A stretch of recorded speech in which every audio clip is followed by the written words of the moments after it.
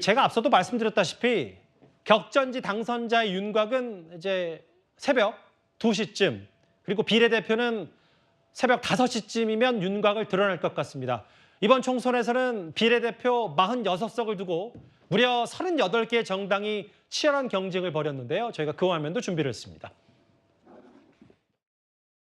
우리가 지내오면서 잘못한 것도 많습니다. 아주 절박한 심정으로 한 번 더 말씀을 드리는데 투표를 하셔야 됩니다. 대파 한 단 1kg에 875원이 합리적이라니 속아 웃을 일이다. 채소 가격 안정 예산 556억이 있었음에도 긴급히 대응하지 못한 정부 당국의 책임이 크다. 빵은 몰빵이 제일 맛있습니다. 내일 국민 여러분들이 이러한 무도한 행태에 대해서 여러분 한 명 한 명이 심판자가 되어 여러분 한 명 한 명이 재판관이 되어 여러분의 두 표로 심판을 하여 200석이 확보된다면 윤석열 대통령의 거부권을 거부할 수 있습니다. 내로남불에 빠진 썩은 도끼들로는 윤석열 정권과 한동훈 위원장을 깔끔하게 심판할 수 없습니다. 자칫 잘못하면 되치기 당합니다. 개혁신당은 지역구와 비례대표 모두를 배출할 수 있는 거의 유일한 정상정당입니다.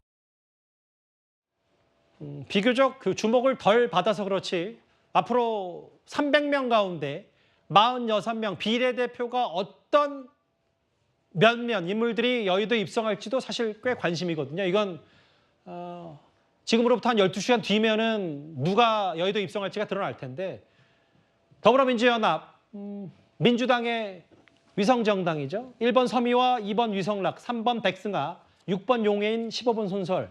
저희가 주요 인물들만 한번 추려봤고요.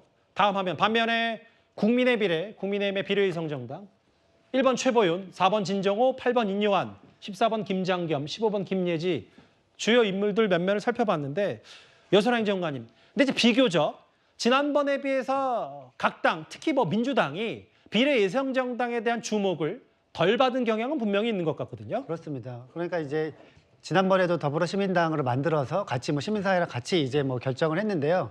이번 같은 경우에는 더불어민주연합이 당내에서 중앙위원 투표라든가 이런 게 없이 이제 바로 전략공관위에서 결정을 하게 되면서 상대적으로 약간 좀 주목을 덜 받은 측면이 있고, 또 하나는 민주당 같은 경우에는 그 비례정당이 그 진보당 그리고 기본소득당 그렇게 이제 다른 민주당과 약간 좀 컬러가 너무 조금 다른 이런 후보들을 전면에 내세우면서 민주당 지지층들이 이게 민주당 비례정당이 맞냐 약간 이런 조금 의문이 조금 있습니다. 거기에 비해서 이제 국민의 미래 같은 경우에는 혁신이 위원장으로 활동한 인요한 위원장이 비례도 받고, 그 다음에 이제 국민의 미래 선대위원장으로 이렇게 함께 뛰면서 국민의 미래도 어떻게 보면은 인요한 본인만 주목을 받고 그 나머지 이제 후보들도 약간은 좀 주목을 좀 덜 가는 이런 경향성을 좀 보이고 있다, 이렇게 말씀드릴 수 있을 것 같습니다.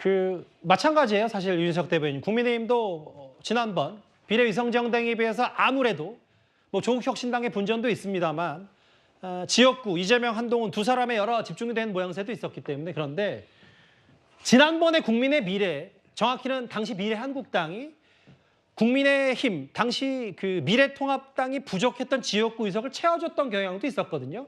이번에는 내부적으로 대략 어떻게 판단하시는지, 왜냐하면 당일이니까 너무 정확하게 얘기하실 필요 없대. 어느 정도의 속내를 갖고 있습니까? 일단 비례 의석수가 한 석이 줄었죠. 47석에서 46석이 됐고, 4년 전에 비해서는 저희 당에서 품을 수 있었던 분들이 나가서 지금 당을 새로 만든 게 개혁신당이 하나가 있고요. 자유통일당, 그 당도 지금 지지세가 만만치가 않아요. 의석을 하나 이상 확보할 가능성이 좀 높습니다. 그렇게 따져보면 4년 전에는 그런 정당이 없었단 말이죠. 저희가 다 가져올 수 있을 만한 의석수를 한 20석이라고 볼 때 지난번에 19석을 했습니다. 그런 단순 계산으로 하면 한 20석에서 한 두세 석 정도 빠지는 정도를 저희의 최대치로 볼 수 있는 그런 상황까지도 좀 몰린 거 아니냐 하는 그런 상황이고, 비례 관련해서 또 말씀을 드리면 비례 선정 과정에서, 비례 후보 선정 과정에서 미래한국당에서도 그랬지만은 약간의 변동이 좀 있었잖아요. 그 과정에서의 잡음도 좋은 영향은 못 끼쳤다. 그래서 물론 뚜껑은 열어봐야 되겠지만 비례에서 지난번 정도만 확보를 해도 의석수를 확보해도 큰 성공일 가능성이 높다 이렇게 보겠습니다. 뭐 그런 파열음은 사실 민주당에서도 공이 있어서 시민단체들이 이제 반발해서 뭐 누구를 뭐 거기에 넣어야 되네 말아야 되네 이런 것도 민주당, 더불어민주연합도 꽤 잡음이 있었었거든요. 근데 아무래도 주목되는 건 구자욱 차장님, 네. 그 조국혁신당.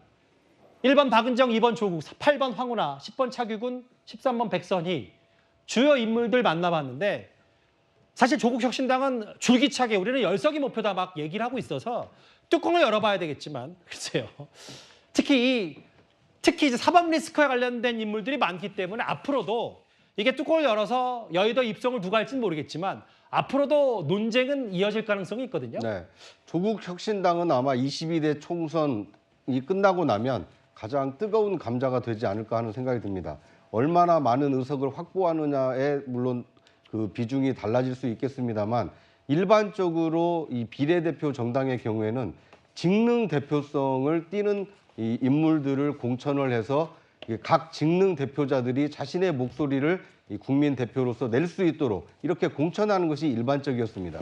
그런데 이번 그 22대 총선의 경우에는 정권 심판론을 앞세운 3년이 길다라는 이 아주 단순한 구호로 창당한 지 한 달밖에 안 되는 이 조국 혁신당이 이 상당한 바람을 일으켰고 만약 결과적으로 의석수를 확보를 하게 된다면 22대 국회에서 상당히 큰 영향력을 행사할 가능성이 크기 때문에 직능 대표성, 그러니까 지역구에서 선출된 국회의원이 이 지역 대표성을 띈다라면 이 비례정당에서는 직능 대표성을 떴는데 조국 혁신당은 직능 대표라기보다는 오히려 정권 심판론을 앞세운 이 제3정당이기 때문에 조국 혁신당의 어떤 행보에 따라서는 22대 총선, 22대 국회가 상당히 이 파행을 불러일으킬 가능성도 크기 때문에 이 투표 결과가 상당히 좀 귀추가 주목되는 상황입니다.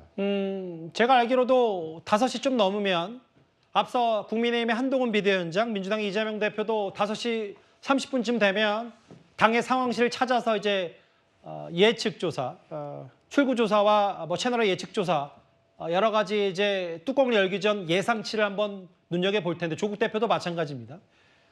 이따가 또 저희 나의 선택 1부부터 2부까지 각 당 대표들의 동선도 살펴볼 기회가 있을 겁니다. 알겠습니다. 일단 각 당의 비례대표의 면면들 누가 여의도 입성 가능한지 부분들을 하나하나 살펴봤고요.